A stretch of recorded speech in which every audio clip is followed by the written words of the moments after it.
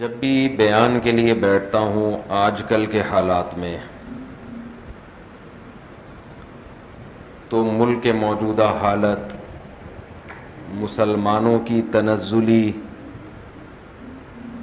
تباہی، بربادی، بے اعتدالیاں، انہی چیزوں کی طرف توجہ جاتی ہے، اور خیال ہوتا ہے کہ اسی بارے میں ہی بیان کرتا رہوں کہ ہمیں کیا کرنا چاہیے، ہم کیوں تباہ ہو رہے ہیں، کیوں برباد ہو رہے ہیں۔ ایک وہ دور تھا جب مسلمانوں کا عروج تھا، ہم نے دنیا کو سکھایا تھا رہنے کا سلیقہ، دنیا ہم سے پوچھتی تھی، لیکن جب سے ہماری خلافتیں ختم ہوئیں، تباہیاں شروع ہوئیں، اس وقت سے ہم مسلسل تنزل کی طرف ہی جائے چلے جا رہے ہیں، اور اس ذلت سے نکلنے کے لیے جو اسباب اختیار کر رہے ہیں وہ اسباب مزید ذلت میں ہمیں ڈال رہے ہیں۔ جو اسباب ہم اختیار کر رہے ہیں وہ اسباب ہمیں ذلت سے نکالنے کے بجائے مزید ذلت میں، بولو بھائی، ڈال رہے ہیں۔ کیسے نکلیں گے ان ذلت والے اسباب سے؟ اس کا ایک ہی حل ہے جو قرآن بیان کرتا ہے، لیکن کمال کی بات یہ ہے کہ قرآن جو حل بیان کرتا ہے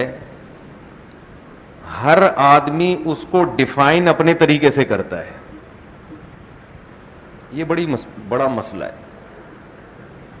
اس کو میں آسان زبان میں سمجھاتا ہوں، آپ کہیں گے پتہ نہیں کیا پیچیدہ بحث لے کے بیٹھ گئے ہیں آج آپ مفتی صاحب۔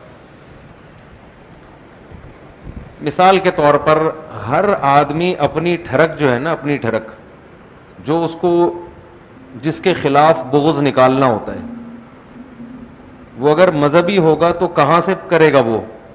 وہ قرآن و سنت کا لیبل لگا کے کرے گا۔ ہر فرقہ نیا فرقہ بنانے سے پہلے لیبل کس کا لگائے گا؟ بولو نا، قرآن کا، حدیث کا۔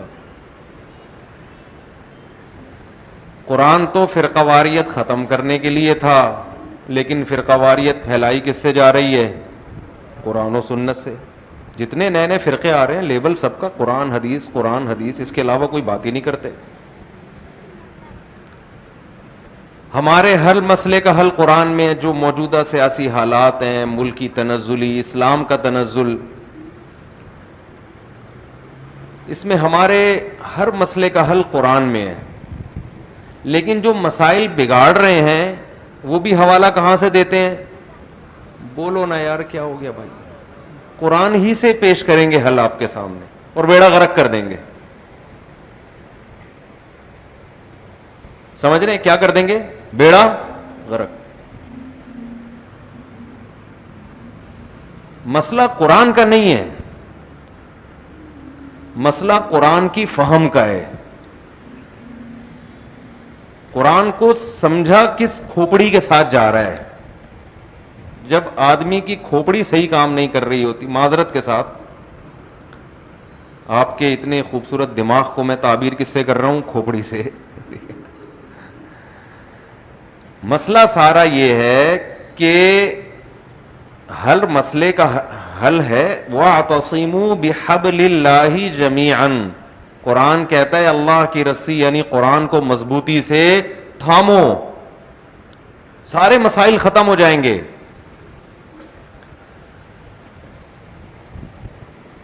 لیکن ہر آدمی آپ کو تباہ کرنے کے لیے بھی حوالے کس کے پیش کرے گا؟ قرآن کی آیتوں کے۔ مثال کے طور پر قرآن کہتا ہے اگر تم متقی ہو، پرہیزگار ہو، تو اللہ تمہارے ساتھ ہے میدان جنگ میں۔ جہاد کے میدان میں تمہاری مدد کس شرط کے ساتھ ہوگی؟ اگر تمہارے اندر تقوی ہے.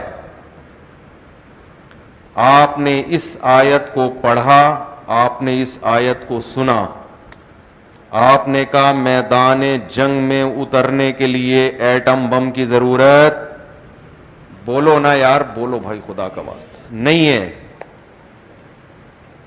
میزائل بنانے کی ضرورت نہیں ہے. اللہ ہمارے ساتھ ہے. ان کنتم مومنین، اگر تمہارا ایمان اللہ پہ مضبوط ہے.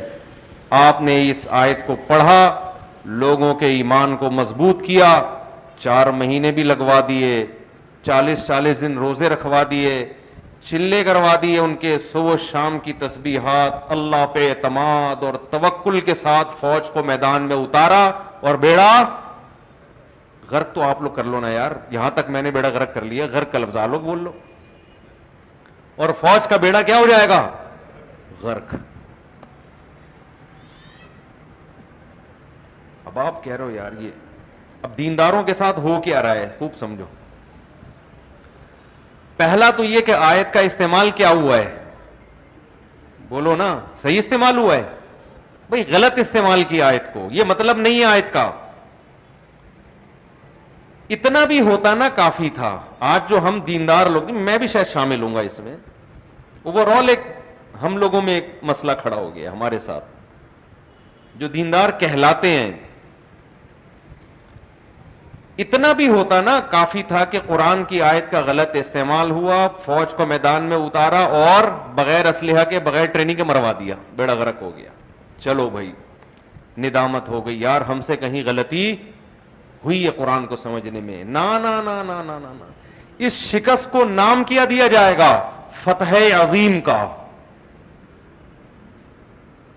نہیں آئی بات سمجھ میں؟ شکست ہو گئی، برباد ہو گئے. عقل مند لوگ کہہ رہے ہیں یار کہیں ہم سے فالٹ ہوا ہے قرآن کو سمجھنے میں، شکست ہو گئی ہے، مر گئے، بھاگ گئے. کہہ رہے ہیں شکست کہاں ہوئی ہے؟ اتنے لوگوں کو شہادت کا مرتبہ مل گیا.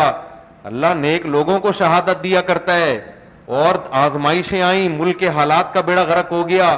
یہ تو کامیاب ہونے کی علامت ہے. یہ اگلا اسٹیپ ہے جو کون کر رہا ہے؟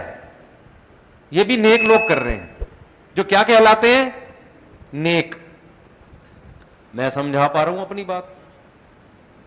میرا خیال ہے نہیں آ رہی بات سمجھ میں. اپنی غلطیوں پہ لیبل قرآن و سنت کا، اور اس سے بڑا جرم یہ کہ جب اس کی سزا ملتی ہے، اس سزا اور عذاب اور شکست پہ لیبل کس کا؟ فتح اور کامیابی کا. یہ پوری قوم کی بدحالی، الا ماشاء اللہ عقل مند لوگوں کے علاوہ، پوری قوم من حیث القوم اس ٹریک پر چل رہی ہے. اب آپ مجھے بتاؤ، کوئی عقل مند جو اس آیت کی یہ تفسیر کرے کہ اگر تم مومن ہو، اگر تم متقی ہو، اللہ تمہارے ساتھ ہے، اس کا مفہوم یہ بیان کر رہا ہے کہ اس کا مطلب یہ ہے کہ میدان جنگ میں لڑنے کے لیے ٹریننگ کی، تیاری کی، بم کی، میزائل کی بالکل بھی ضرورت نہیں ہے. یہ قرآن کو غلط بیان کر رہا ہے کہ نہیں کر رہا؟ 100% غلط بیان کر رہا ہے. صحیح بیان کیا ہوگا؟ صحیح بیان یہ ہوگا کہ بھئی ایمان میں اور تقوی میں جیسے گناہوں سے بچنا لازم ہے، ایسے ہی کامیابی کے وہ اسباب جو اللہ نے دنیا میں رکھے ہیں، وہ اسباب اختیار کرنا اسی تقوی میں داخل ہے. خدا نے آج تک اس قوم کی حالت نہیں بدلی، نہ ہو آپ جس کو اپنی حالت کے، نہ ہو جس کو خیال آپ اپنی حالت کے بدلنے کا. تو اللہ نے دار الاسباب ہے. یہ حضرت مولانا اشرف علی تھانوی رحمہ اللہ تعالی بہت بڑے مفکر گزرے اس امت کے، بہت بڑے مفکر. میں بہت حیران ہوتا تھا کہ نبی صلی اللہ علیہ وسلم نے مکہ میں 13 سال جہاد نہیں کیا. 13 سال کیا کیا ہے؟ صبر صبر صبر. ایسا ہی ہے نا. آپ لوگ تھوڑا جوش سے سنیں گے نا تو مجھے ذرا بولنے میں مزہ آئے گا. صبر کیا نا, 13 سال تک مارے کھائیں حضرت بلال حبشی رضی اللہ تعالی عنہ کو گرم ریت پہ لٹایا گیا. خباب ابن ارت رضی اللہ تعالی عنہ آئے رسول اللہ صلی اللہ علیہ وسلم کے پاس. ان کا مالک ان کو گرم کوئلوں پہ لٹاتا تھا, ان کی پیپ اور خون سے وہ کوئلے بجھتے تھے, کھڈے پڑ گئے تھے کمر کے اندر. حضرت خباب ابن ارت نبی کے پاس آئے, عرض کیا یا رسول اللہ الا تستنصر لنا, آپ اللہ سے ہمارے لیے مدد طلب کیوں نہیں کرتے, کس قدر مشکلات میں ہیں ہم. آپ نے فرمایا اللہ عن قریب مدد کرے گا, اور ایسی مدد آئے گی صنعاء سے حضر موت تک ایک عورت زیورات سے آراستہ ہو کر چلے گی, اسے کسی ڈاکو کا خوف نہیں ہوگا, ایسی مدد آئے گی. وَلَكِنَّكُمْ تَسْتَعْجِلُونَ, لیکن تم جلدی کر رہے ہو, مدد آنے میں ٹائم لگے گا. میں حیران ہوتا تھا بھائی, جب یہ کچھ ہوا تو رسول اللہ صلی اللہ علیہ وسلم نے چند صحابہ کو حکم کیوں نہیں دیا کہ جا کے ان کے مالک کو پکڑو اور طبیعت سے دھو ڈالو اس کو. ہمیں کوئی ہمارا ملازم یا خادم آ کے بتائے میرے ساتھ یہ ظلم ہو رہا ہے, ہم اس کو صبر کا مشورہ دیں گے یا ہم جا کے انتقام لیں گے؟ بولو نا بھائی, انتقام لیں گے. بھائی جاؤ یار, ایسی کی تیسی, میں آ رہا ہوں اپنا قبیلہ لے کے, اتنا بھی نہیں ہوتا بھائی, بہت ہو گیا یار, ٹھیک ہے 2 تھپڑ کسی نے لگا دیا, یہ چلتا ہے, یہ کیا کر دیا. نبی کیا کہہ رہے ہیں, بولو صبر. 13 سال تک صبر صبر صبر, یہاں تک کہ جب آپ کو یہ خطرہ ہوا کہ آپ ہی کو قتل کر دیا جائے گا, تو بھائی نبی کو تو اللہ پہ توکل ہونا چاہیے تھا کہ مجھے کوئی قتل نہیں کر سکتا. آپ ہجرت کیوں کر رہے ہیں مدینہ کی طرف؟ حضرت ابو بکر کو لے کے آپ صلی اللہ علیہ وسلم مدینہ کی طرف ہجرت کرتے ہیں. اچھا چلو اللہ کے حکم سے مدینہ کی طرف ہجرت کر لی, تو بھائی ہجرت کے لیے جو مدینہ کا راستہ ہے وہ سیدھا اختیار کیا جائے, لمبا چکر کاٹ کے کیوں جا رہے ہیں کہ دشمن کو یہ لگے کہ اس طرف جا رہے ہیں لیکن حقیقت میں آپ اس طرف جا رہے ہیں. کتنی تدبیریں اختیار کی جا رہی ہیں نا اپنی جان کو بچانے کی. پھر مدینہ منورہ پہنچنے کے بعد 10 سال کے بعد جا کے آپ صلی اللہ علیہ وسلم نے مکہ مکرمہ پہ حملہ کیا ہے. میں حیران ہوتا تھا کہ بھئی یہ کیا وجہ ہے. ہم سنتے تھے بھئی اصل میں صحابہ کا ایمان بنایا جا رہا تھا, ان کی ٹریننگ کی جا رہی تھی, لڑائی سے پہلے ان کو تیار کیا جا رہا تھا, ایمان بنایا جا رہا تھا. تو ہم سوچتے تھے یار صحابہ تو جس دن ایمان لاتے تھے اسی وقت ان کے ایمان کا لیول بہت اونچا. حضرت خباب ابن ارت, ان کا ایمان کا کتنا اونچا لیول ہوگا کہ گرم کوئلوں پہ لٹایا جا رہا ہے مگر ایمان سے پیچھے نہیں ہٹ رہے. حضرت بلال کا کتنا اونچا ایمان ہوگا کہ گرم ریت پہ لٹا کے سینے پہ پتھر رکھے جا رہے ہیں مگر اس وقت بھی احد احد کا نعرہ لگا رہے ہیں. ایسی کریم, ایسی جماعت دنیا میں کسی کو مل سکتی ہے؟ اس کے باوجود آپ صلی اللہ علیہ وسلم 13 سال صبر کے علاوہ کوئی اور تلقین نہیں کر رہے. میں بڑا حیران ہوتا تھا.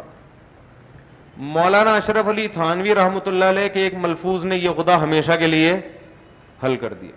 فرمایا طاقت نہیں تھی لڑنے کی. اس کا جواب کیا دیا انہوں نے؟ بولو بھائی, طاقت نہیں, جب نہیں تھی تو صبر کیا, جب آ گئی تو لڑ لیے. 2 اور 2 4 کی طرح مسئلہ ہو گیا کہ نہیں ہو گیا؟ آج دین کو اتنا پیچیدہ بنایا ہوا ہے, اتنا مشکل بنایا ہوا ہے. اسلام کیا کہتا ہے اس بارے میں؟ لوگ پوچھتے ہیں اسلام کیا کہتا ہے. بھائی اسلام کہتا ہے جو گراؤنڈ ریئلٹی ہے اس کو دیکھ کے فیصلہ کر لو. اسلام وہی کہتا ہے جو گورا کہتا ہے. سمجھ میں آ رہی ہے نا بات؟ अमेरिका पॉलिसियां बनाता है, ग्राउंड रियलिटी को देखकर बनाता है ना। क्या हो गया भाई, पाकिस्तान में आया, उसका ख्याल ग्राउंड रियलिटी ये कह रही थी थोड़े से लोग हैं हम कब्जा कर लेंगे, आके उसने जब 20 साल घास खाई तो ग्राउंड रियलिटी ये कह रही थी भाई यहां से पतली गली से निकल लो, जोश में आने की जरूरत नहीं है। उसने आफियत समझी, पतली गली से निकल लिया। मुसलमान ग्राउंड रियलिटी को देखकर बोलो नहीं चलता, किसी काम में नहीं चल रहा यार। एक काम ऐसा हो जो ग्राउंड रियलिटी को देख के चल रहा हो। हर काम ख्वाबों पे, बशारतों पे, बुजुर्गों के इरशादात पे, हजरत जी ने फरमाया तो कुछ ना कुछ होगा। हजरत जी की स्टेटमेंट थी, हजरत दामद बरकातुम ने फरमा दिया। मेडिकल साइंस का शोबा है, हजरत जी से पूछ रहा है। सियासत का शोबा है, मौलाना साहब से पूछ रहा है। ब्यूरोक्रेसी के मामलात हैं, पूछ किससे रहा है? वकील से पूछ रहा है। अदालत की बातें ब्यूरोक्रेट से पूछ रहा है। कानून की बातें कानून दान से पूछने के बजाय मस्जिद के मौलवी साहब से पूछ रहा है। फतवा ले रहा है डॉक्टर से तलाक का, इंजीनियर से। वो कहते हैं ना, बने क्यों कर जो हो सब कार उल्टा, हम उल्टे बात उल्टी यार उल्टा। मेहताब राय जो है ना, मेहताब राय एक शायर गुजरा है, कह रहे मेरे नाम में मह को उल्टो तो हमको उल्टो तो मह बनता है, बात को उल्टो तो ताप बनती है, यार को उल्टो तो राय। कह रहे मेरा नाम ऐसा है कि हम भी उसमें उल्टे, बात भी उल्टी, और यार भी जो दोस्त है वो भी क्या है, उल्टा करके हमारा नाम वजूद में आता है। तो काम बनेगा कैसे जब सारी चीजें ही उल्टी हैं? तो मुसलमान इस वक्त तरक्की के अलावा मेरे भाई दुनिया का हर काम कर ले, समझने, कुरान ख्वानियां करवा ले, वो इफ्तार पार्टियां कर ले, वो हज भी कर ले, वो उम्रे भी कर ले, वो कुछ भी कर ले, लेकिन जब तक ये रविश मुसलमान की रहेगी, वो दुनिया की बागडोर अपने हाथ में लेना तो दूर की बात, जितनी इज्जत अभी टूटी फूटी, 2-4 चीथड़े लगे हुए हैं ना हमारे, वो एक चोर को जब पकड़ते हैं ना, उसको कूटते हैं तो 2-4 उसके वो चड्डी बनियान रह जाता है। हमारे मोहल्ले में थोड़े दिन पहले किसी ने चोर को पकड़ा, चोर था, डाकू नहीं था। डाकू होता तो मैं तरस नहीं खाता उसके ऊपर। अब चोर को जब पकड़ा, वो कहीं इंडिकेटर वगैरह चरसी होते हैं ना, चुरा रहा था। लड़कों ने इतना मारा, मैंने जाके छुड़वाया उसको। मैंने कहा यार ये कोई असलहा तो नहीं निकला ना इसकी जेब से, बस काफी है, इतना काफी है, इतना मार दिया। मैं उसको छुड़वा के गया, फिर पकड़ लिया, फिर इतना मारा, फिर इतना, मुझे डर था मर न जाए कहीं। फिर मैं आया, उसको मैंने छुड़वाया। तो जब आखिरी दफा मैंने छुड़वाया ना, तो उसकी चड्डी मड्डी फट चुकी थी, सलवार तो पता नहीं कहां गायब हो गई थी। शुक्र है अंडरवेयर पहना हुआ था उसने, और 2-4 चीथड़े रह गए थे उसके। उसकी जो शर्ट थी ना, पैंट और शर्ट पहनी हुई थी, वो पैंट भी गायब और शर्ट के 2-4 चीथड़े रह गए थे उसके। उसको मैंने कहा आप छुड़ा के, मैंने उसको बाइक पे बिठा के धक्का दिया। मैंने कहा भाग जा, वरना ये लड़के तो आपको पता है। फिर तो मैंने उनको समझाया, अल्लाह के बंदो, डाकू में और चोर में फर्क किया करो। डाकू को तो ठीक है, जो मर्जी करो उसके साथ अपनी जिम्मेदारी पे, लेकिन चोर को जब इतने चित्रौल लग गए तो काफी है, कि मारना थोड़ी है जान से इसको। तो वो जो हुलिया है ना, जो 2-4 स्टिकर उसके ऊपर बाकी रह गए थे, तो आज मुसलमान की जो मिनहैसुल कौम इज्जत है ना, इज्जत वो इतनी रह गई है, 2-4 टुकड़े बाकी रह गए। अब इसमें मसला हमारे साथ ये है, हर महाज पे नाकाम, हर महाज पे।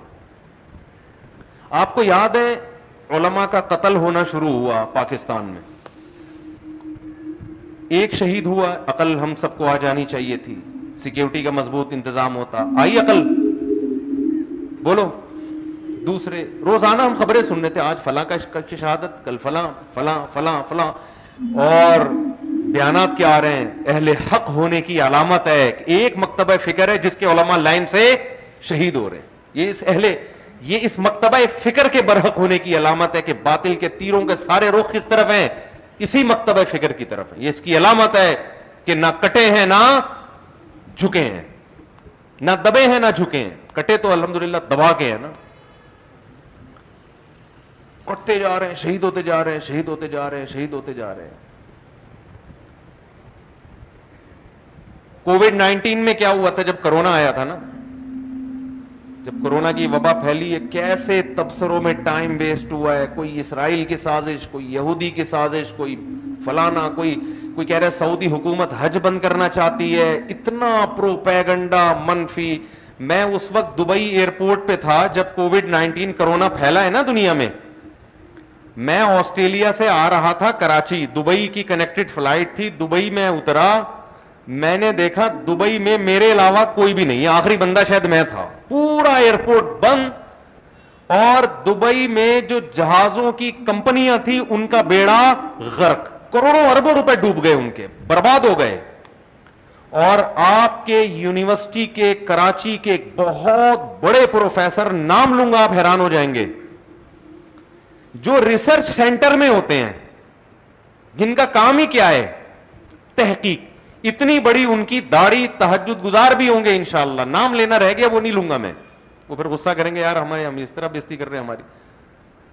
آپ کے ریسرچ سینٹر کے ایک اسکالر ہیں, مذہبی بھی ہیں اور دنیاوی تعلیم بھی ہے, ان کا پورا بیان آیا, واٹس ایپ پہ شیئر ہوا کہ صرف مسجدیں بند کیوں ہو رہی ہیں, بند کرو تو سینما گھروں کو بند کرو, بند کرو, یہ یہودیوں کی سازش ہے, اور صرف مسجدوں کو فوکس کیا جا رہا ہے. تو میں نے کہا یہاں تو پورا دبئی کا ایئرپورٹ بند ہے اور مسجدیں کیا ہیں فی الحال کھلی ہوئی ہیں, مسجدیں فی الحال کھلی ہوئی ہیں, ایئرپورٹ کیا ہیں. آپ بتاؤ جب کسی داڑھی والے کی طرف سے یہ اسٹیٹمنٹ جو ریسرچ سینٹر میں ہو, جب لبرل لوگ یہ تحقیق پڑھیں گے تو وہ کیا کہیں گے کہ یہ مذہب کا غلط استعمال ہو رہا ہے کہ نہیں ہو رہا؟ بولو نا بھائی کیا ہو گیا؟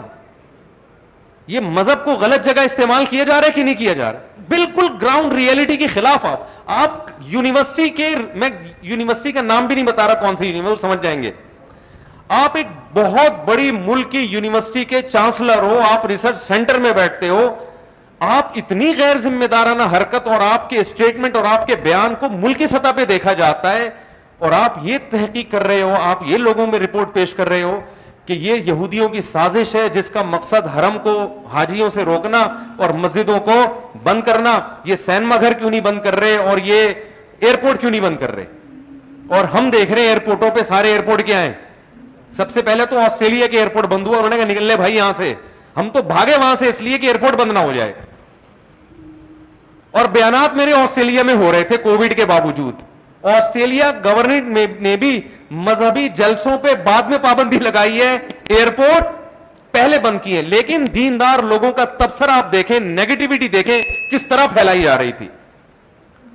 وہی بات ہے, ہمارے ہاں دنیا پرست آدمی جو مرضی بول دے, وہ اسلام دشمن ہے. دیندار داڑھی رکھ کے جو مرضی تبصرہ کر دے, اس کے تبصرے کو حب الوطنی اور عشق رسول کی علامت سمجھا جاتا ہے. اسلام کا اصول سب کے بارے میں ایک ہی ہے کہ کون تحقیق کر کے بات کر رہا ہے اور کون بلا تحقیق بات کر رہا ہے, کون تحقیق کے اہل سے پوچھ کے بات کر رہا ہے اور کون ان لوگوں کا تبصرہ نقل کر رہا ہے جو تحقیق کے اہل, بولو نا, نہیں ہے. کتنا خون پیا تھا لوگوں نے اس وقت, ہمیں یاد ہے بھائی یہ سازش ہے, یہ یوں ہے, یہ ڈرامہ ہے, یہ فلانا ہے, یہ ڈمکانا ہے.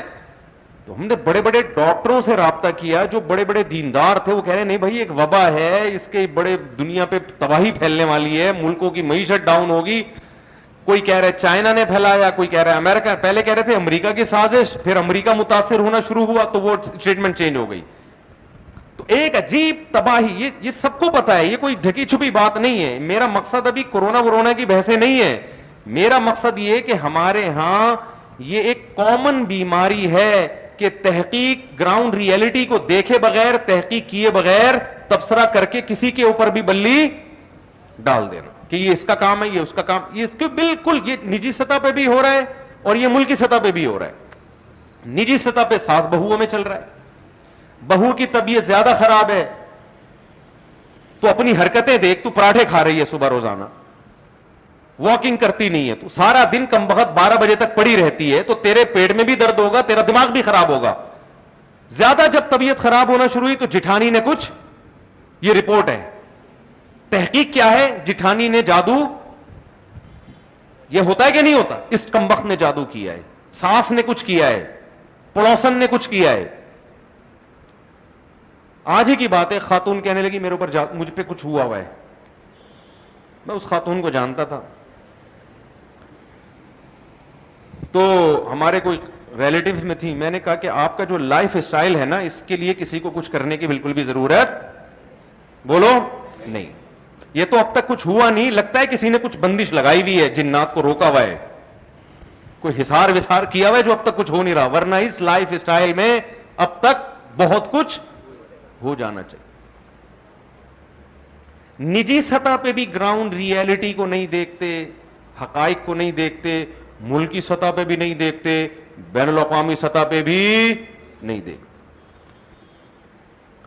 جس آدمی کو جہاں پھینکنے کا موقع مل رہا ہے وہ وہاں پھینکنے کا کام بولو کر رہا.